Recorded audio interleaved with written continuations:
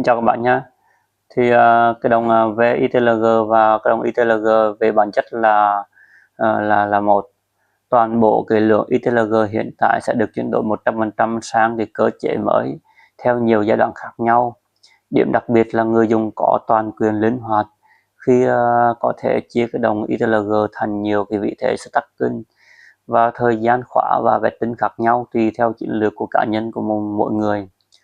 Sau khi cái đồng ETL được khóa, toàn bộ lịch trả thưởng sẽ được ghi cố định trên smart contract và không thể thay đổi bởi bất kỳ ai, kể cả đội ngũ phát triển.